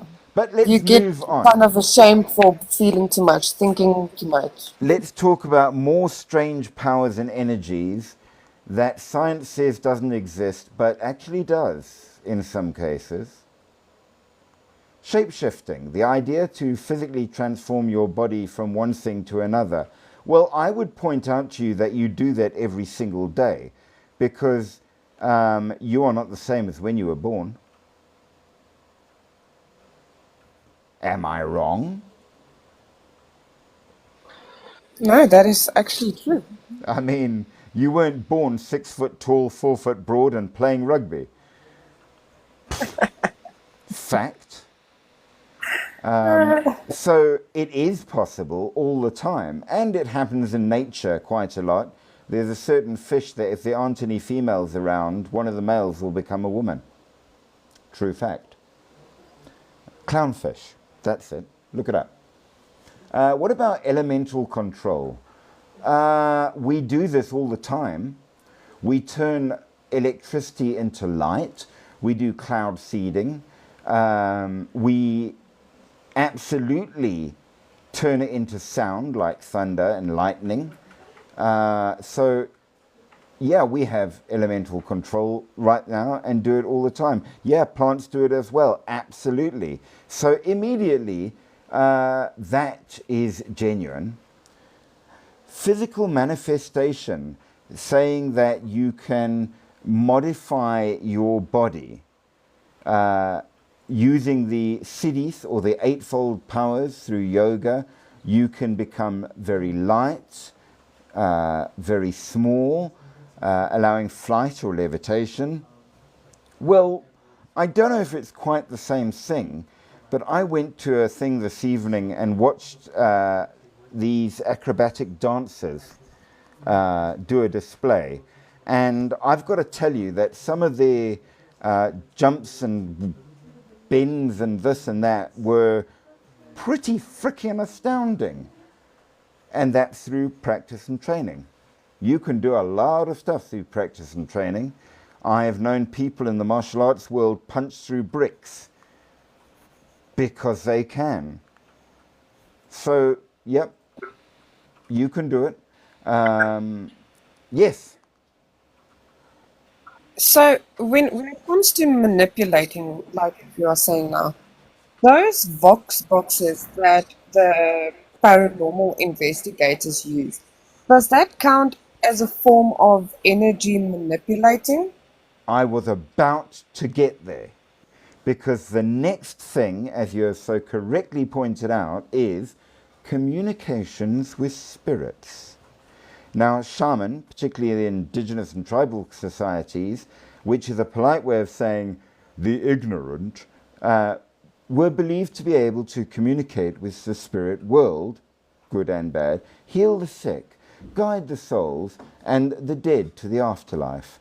In the modern scientific age, we are much more intelligent and don't believe in any of that kind of stuff, except when we do in our religions. Nevertheless, everybody says that it's rubbish. But I've seen a number of very, very interesting things happen. I worked alongside the official exorcist for KwaZulu-Natal when I was in training for 9 years. And I saw weird shit out there, let me tell you. That would have made you dribble your panties, no problem. Okay, so first of all, there are things out there and you can communicate with them. Can you do it using a spirit box or similar? I'm not sure. I would like to get my hands on one and see what I thought of it, simply because I don't know. But I will say this. It is no different to using an app on your phone as compared to using a Ouija board or a spirit table or anything like that. Same, but See, now different. that is very true. Because we have used, you do get those apps on your phone. So we Yeah. have used that a few times. And you get one, I'm not sure what you call it, but it picks up lines. So if it picks up like a energy or a shape, it will make it like a stick figure shape in the shape that the figure is supposed to be. Yes. So whenever you point your camera towards an area, then it will show nothing. But if there's something, it does show lines. So we have experienced that before in the famous abandoned Kempton Park Hospital before. Oh, you've been there And too? we have experienced some creepy things there because there's no electricity, but we have tried to talk to the ghosts and spirits, and you will get the breathing lung machine, and it went on by itself. Well, I went into the surgery and we were playing with the overhead light on the surgical table, flipping it on and off and larking around until we realized that it wasn't plugged in. Oh, no. I went, hold on. You know how you need So, to plug but things we in? do believe, as a Christian myself, I do believe that there is energy like that, and it is a form of manipulating the energies around you to provoke them in a way. It appears to. And Yeah. yeah, I do know that I did yoga for a very long time when I was in my novitiate because it worked. And you absolutely do, you can feel yourself more energized. And I used to literally, I'd go and do my, we had evening prayers and then dinner, and then night prayers and then bed. And I would do my evening or my night prayers and then do my yoga and then go to bed. And I would bop up first thing in the morning, raring to go every day. It worked. Call it what you will. Isn't those apps and stones and yoga or meditation, whatever you want to call it, but isn't those things just like conduits, like amplifications of your vibration that you basically put out just like an amp, like a little amp, just makes Yes, it stronger so that you gather more? yes, so what you have just confirmed is that we do have it, do conduct it, and do gather it. They are merely means to make it better. But we do it, and that's the point. Okay. So, yes, exactly. But we do it, and that's the point.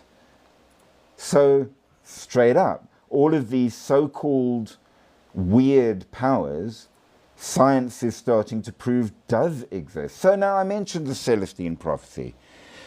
Endless Thoughts, I know you've read it. Styx, have you? Spooky, have you? Elaine, have you? No, I don't even know what it is. Okay, so the Celestine Prophecy is a book that was written to explain what they called synchronicitous energetic fields that you can access intentionally and therefore achieve higher states by going through 9 insights, revealing that life is a quest for energy and consciousness, leading to the personal evolution and interconnectivity of all things. These powers are not magic as such, but heightened spiritual awareness and energy management, allowing for meaningful coincidences and transcend control dramas which hold you back, connecting you to universal energy and leading you to where you need to be. Your story, exactly that. Now, let's take it to the next level. The first insight is energy awareness, recognition, which you appear to have just had, Styx, that humans exchange energy all the time. And when you identify what they call the control dramas, manipulative behaviors that steal energy and force you down a line, you're able to bypass them and promote going in the ways that cause a full and free flow of energy that is amplified. First insight. Second insight, perception of synchronicity. Synchronicity means that you see the meaningful coincidences that turn up in your life as guides, indicating the alignment with the best destiny that you can have. You were held back by the albino dogs because you were not meant to leave when you were trying to, for your own good. By paying attention to them, you didn't, and your life is better. Number 3, intuition and inner guidance, learning to trust that inner voice and instincts that lead you down the best path for you. Okay. Number 4, intention and visualization. using focused thought and visualization to manifest the desired outcomes and attract positive experiences and allow the synchronicity to therefore lead you to them. They're all possible. Some you just need a bit of effort to get there. Transcending control, number 6. Releasing the need to control others or situations and instead fostering harmony and flow. So instead of struggling with everything, you simply float there. Number 7. Spiritual transformation. Achieving a state where one can experience profound shifts, allowing you to be open to spiritual energy and do things that other people would consider magical or miraculous, simply because you are not bound back by what holds everybody else back. Now, these things are what drive you into a higher state of living. And by and large, there's a hell of a lot to it. And modern psychology is starting to show this. So this means what? Well, by using all of these energies in the correct way to help set up your homes, to allow harmony, energy flow, integration and generation, using your architecture, using light, using sound, you can lead yourself into a situation whereby you are able to create your reality in a better manner. And we see that in attempts in sacred architecture, in sacred sounds, chant and more, and you New Age idiots using your stupid crystals. Well, here is a scientific thing for you. A crystal structure profoundly affects energy by dictating how atoms arrange, influence lattice energy, creating pathways for phonons, heat, electrons, electricity, determining material stability, enabling energy storage or conversion through structural change, all stemming from atomic spacing, interactions and symmetry, denser packing, and strong interconnections in metals boosting conductivities, heightened mental acuity, better health, focus in thought, better drug efficiency, and leading a dynamic change in the energy landscapes around you. Also working to allow you to use devices such as radio waves, television, computers, and all the things that make your life better. Your crystals are so much crap. Oh, but you're using them all the time, and you've just scientifically proved they're right. Oops. I'm just saying. I just literally kind of peed my pants now. I'm just saying, science has proved that all those crystal woo-woos were right. A specific layout of ions with distance and coordination alters total lattice energy and holds the crystal together. Coulomb's law, which means that the stronger attraction between ions, smaller ions, higher charges, leads to higher lattice energy, greater stability, affecting melting point, solubility, and the ability to make things work slower or faster, causing there to be focus of light, creating beautiful 3D screens, allowing sound to be more clear so you can hear your favorite arias. Carry that, rose quartz. It's probably helping me. What about dimensions energy? Well, it does have to do with psychology, but it also has to do with quantum energy. We're getting there. Hold on. So, what the hell is energy anyway? Because it seems that energy can be what it likes. For example, science will tell you If it's real, I can poke it. It will affect me. It is there. All right then, what is a flame? Because it needs something to burn on, but it can burn on virtually anything. It's It a release has- of energy. Oh no, but it exists. I can flick it and it will move. I blow on it, it moves. It's a thing, but I can stick my finger through it like it's not there, but it will burn me like it is there. It's not just a release of energy, it's a thing, and it behaves like a thing, except when it doesn't. It's a flaming crystal. That is probably the closest to reality that we get.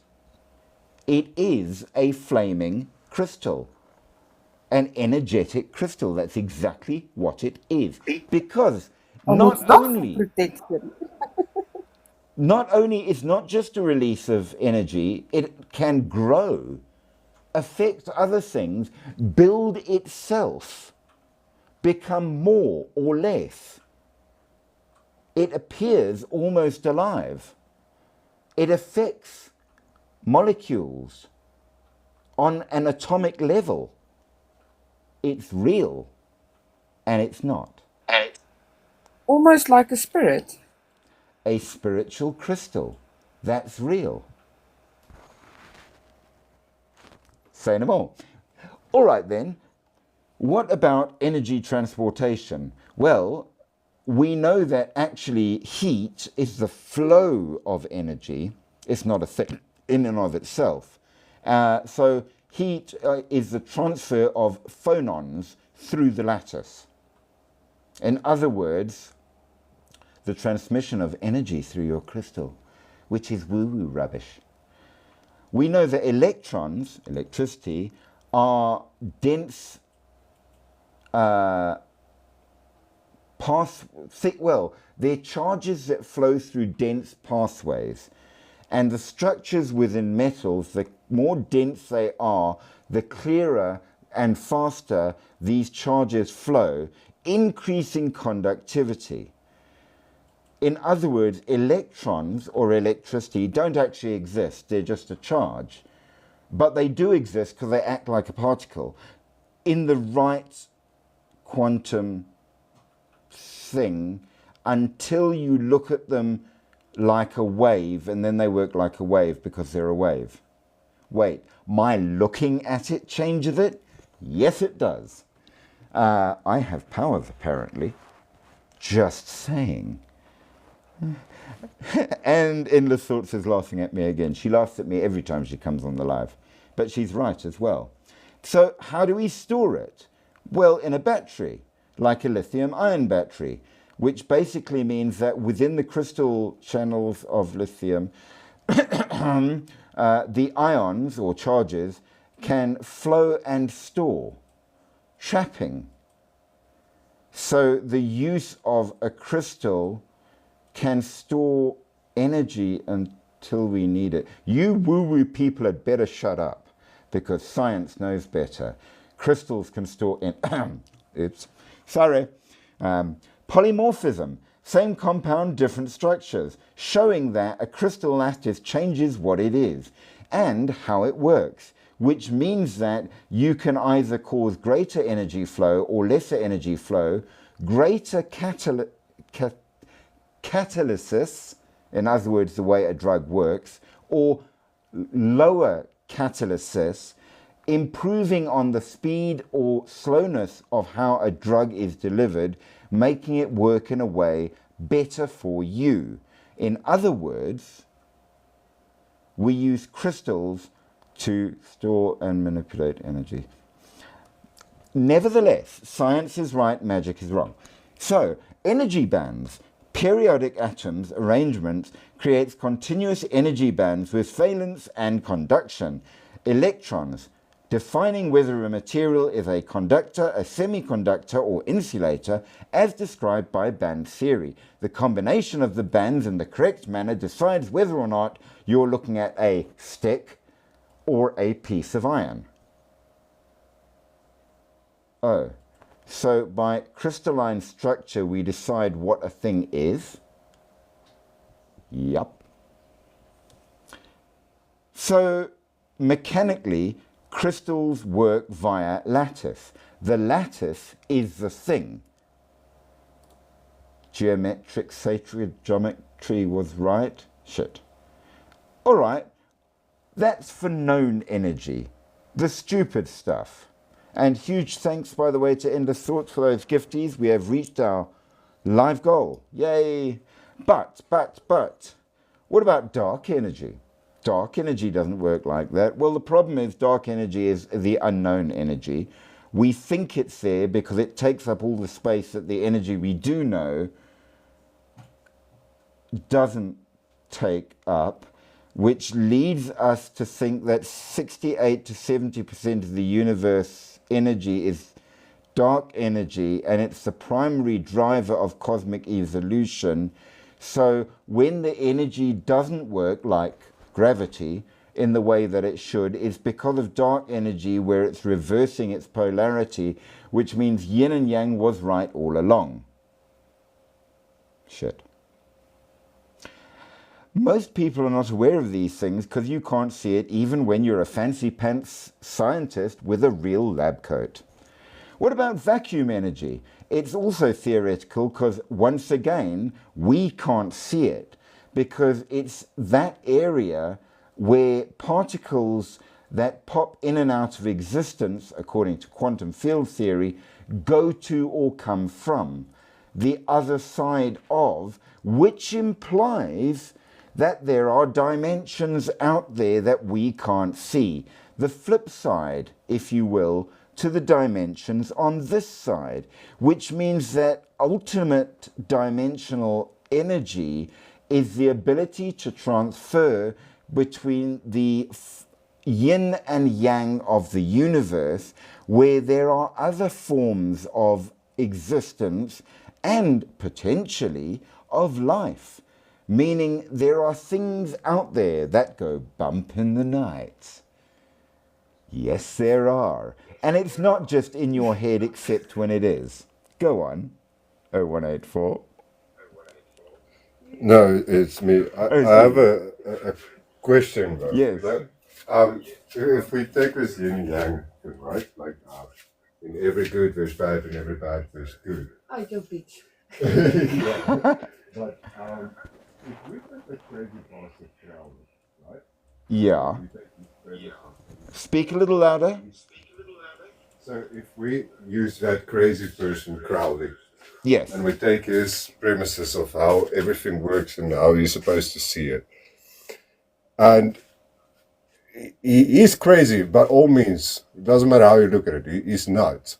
Yes. But he deliberately went out to make chaos and be evil or bad in whatever sense or point of view he thought it was. Yes.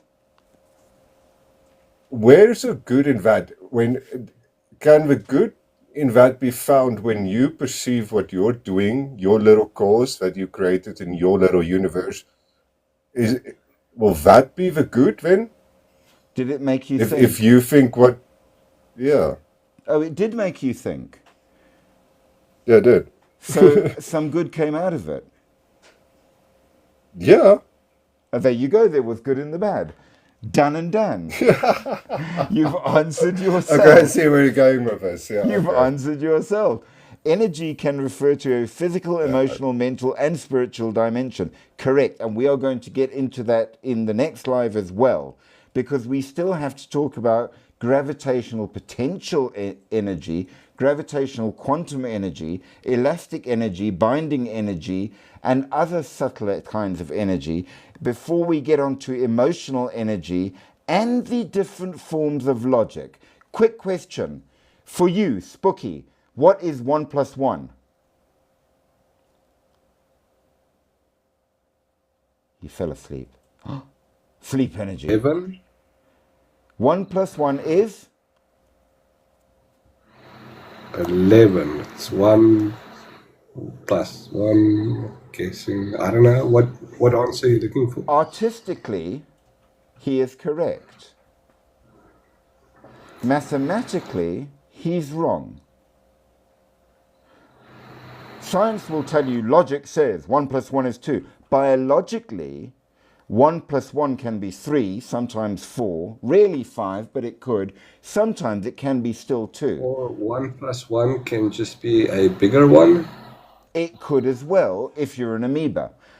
So, there is logic to a lot of things, but not necessarily the logic you might think.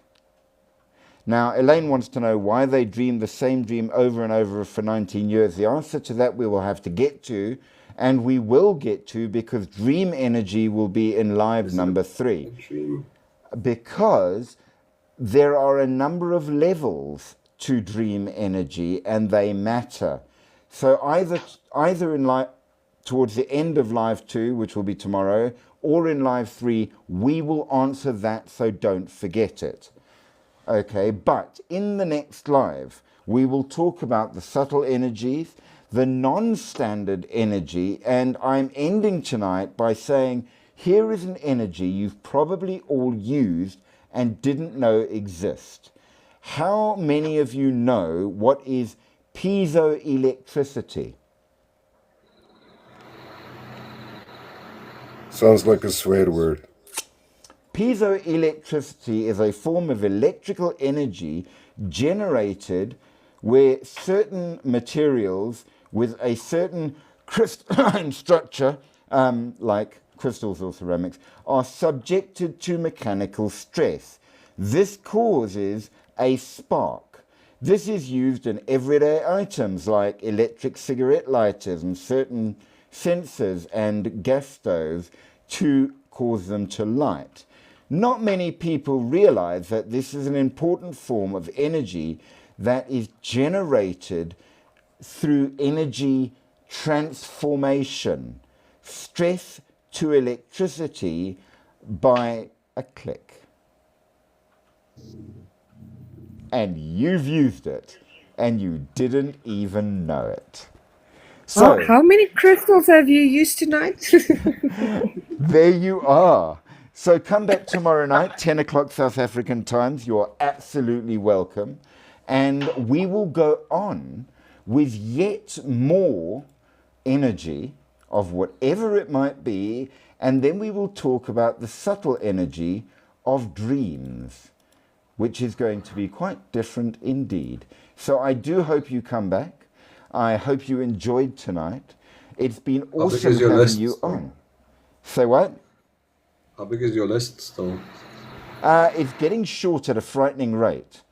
So adding on plenty of things will always work. We do... Some topics you can't really tackle. True. But we can circle around. And we do one normally at least 5 nights a week. So you get through a lot pretty damn fast. So always send ideas. Always, always, always. It's Quantum never... energy? Say again? Quantum energy? Well, quantum, absolutely we're going to have to look at.